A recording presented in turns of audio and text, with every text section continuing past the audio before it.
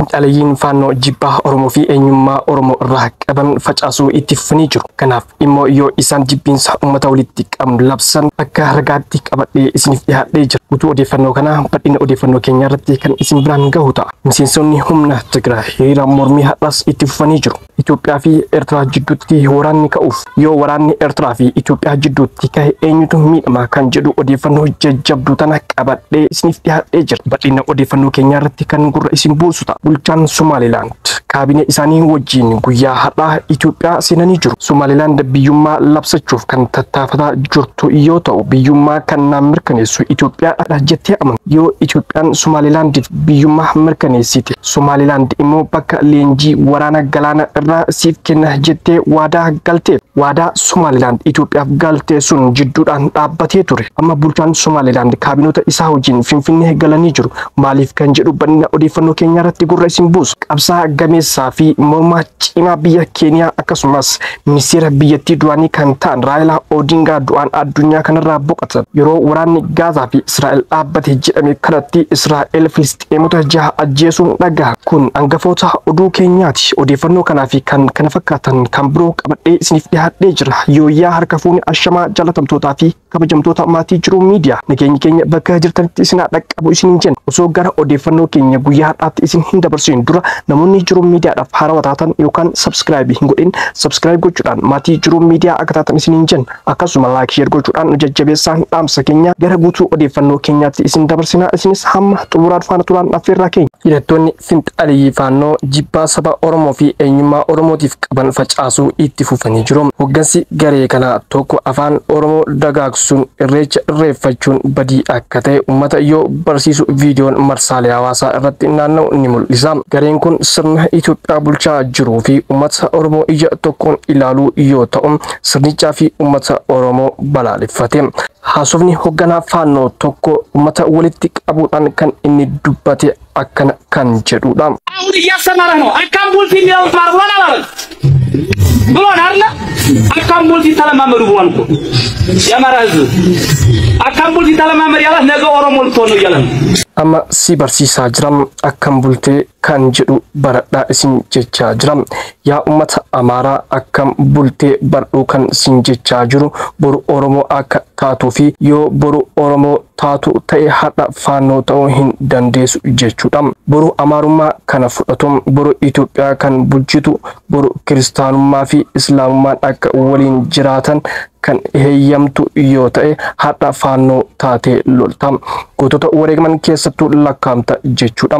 Sadarkaa kanatti Abiy Ahmed hojjechaa jira. Amantaa miti Abiy Ahmed garuu Ortodoksii fi Islaamaa balleessee irreecha ol kaasuuf hojjechaa jira. Irreechi duraa kan irreeffatamaa ture daggala keessatti bakka ta'etti bakka nu hin arginetti ture miti. Torbaan tokko Finfinnee akka kabajamu kun heeyyamame.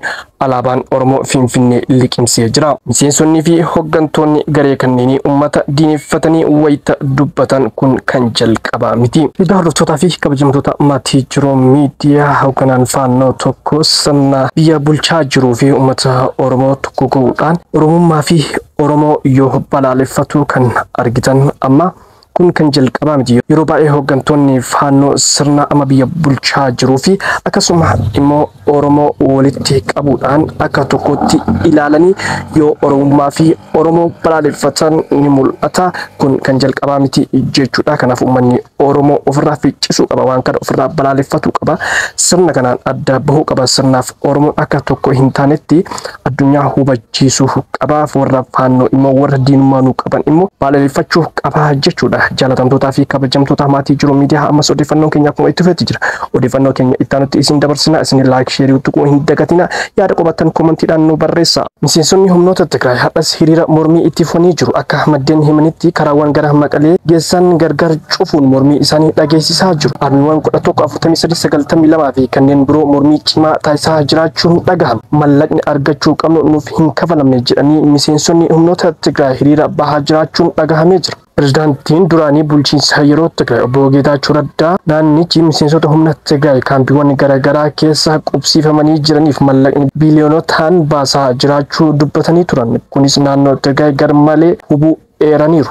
Itoophiyaa fi Eertiraan waraanatti seenuu malu sodaan jedhu dabalaa dhufeera. Gaggeessitoonni olaanoo biyyattii lamaanuu wal himachuu quba walitti qabu erga eegalanii bubbulaniiru. Dhiheenya kana immoo mootummaan Itoophiyaa xalayaa dhaabbata biyyoota gamtoomaniif yookaan UN barreesse Eertiraan TPLF waliin ta'uun Itoophiyaa irratti waraana banuuf jechuudhaan iyyate. Inumaayyuu Eertiraan TPLF waliin humna tasmiidoo jedhamu tolfachuudhaan Itoophiyaa irratti shira waraanaa hojjechaa jiran jechuudhaan Itoophiyaan himatte. Keessumaa Itoophiyaan dhimma ulaa galaanaa argachuu akka ishiif malu ifatti kaasuu hordofee muddamni biyyoota lamaanii dabalaa dhufee jira. Muummichi ministeeraa dabalatee qondaalonni Itoophiyaa dubbii Itoophiyaan ulaa galaanaa diimaatti baasuu dhabuu ishee dogongora waggaa 30 duraa uumame ta'uu ibsuun Itoophiyaan ulaa galaanaa kana deebitee argachuu akka qabdu kaasu. Biyyi walaba ta'uu kan labsitu Somaalilaandiin kan bulchan pirezidaantiin Abdurrahmaan Mohamed Abdullaahi har'a waaree booda kaabinee isaanii waliin gara Finfinnee imalan. Pirezidaantiin Somaaliyaa Hassan Sheekh Mahmud daawwannaa Finfinnee raawwachuu guyyaa tokko boodaadha. Pirezidaantiin Somaalilaand gara Finfinnee imala kan godhan. Ministeerri dhimma alaa Somaalilaand, ministeera mallaqaa, ajaja waraana biyyattii fi qondaalli nageenya biyyoolessa pirezidaantii waliin gara Finfinnee imala akka jiran gabaasanii jiru. Ibsa dubbii himan mootummaa Somaalilaand baaseen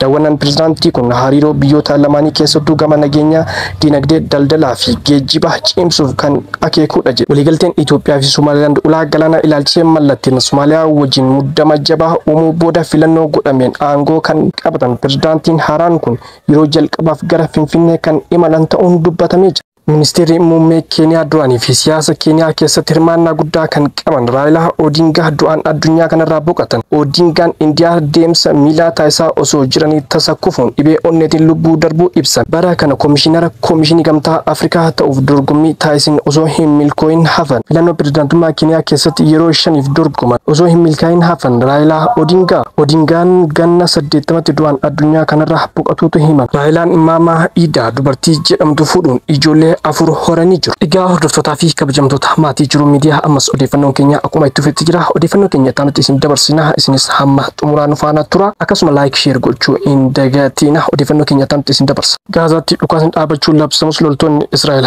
Filisxeemota torba ajjeesuu humni ittisa siviilii Filisxeem BBC fi Israa'el dhukaasa Gaazaa keessatti bakka lamatti baatanii namoonni torba kan ajjeefaman. Israa'el haleellaa diroonii baha Gaazaa fi Yunis keessatti gaggeessite namoonni kun kan du'an. Maddii oduu waaf akka gabaasetti Filisxeemonni shan kan ajjeefan osoo mana isaanii haleellaa Israa'el jalaa diigame daawwataa jiranii haleellaa diroonii gaggeeffameen. Waraanni Israa'el ammoo namoonni loltoonni Israa'el qubatanitti ce'uu hordofee dhukaasni banuu beeksise. Guyyoota darban kana Gaazaa keessatti hidhattoota Hamaas fi hidhattoota gosa achi keessa jiru gidduutti dhukaasni banameera. Gosti cimaa fi beekamaan Gaazaa keessa jiru maatii Dugmaashaa jedhamu yoo ta'u, Hamaas isa waliin walitti bu'uun lubbuun namoota hedduu darbee jira. Maatiin kun ajjeechaa Hamaas raawwate yakka jedhee jira. Egaa hordoftootaa fi kabajamtoota maatii jiru miidiyaa odeeffannoon keenya guyyaa har'aa kan maangulamne jira. Odeeffannoo keenya biraatiin amma walitti deebinutti nagaan turaa isiniin jenna. Namoonni jiru miidiyaadhaaf haaraa taatan yookaan subscribe godhan subscribe gochuudhaan maatii jiru miidiyaa akka taatan akkasuma like share gochuudhaan nu jajjabeessaan dhaamsa keenya waan wajjin turtaniif galatoomaa ulfaadha.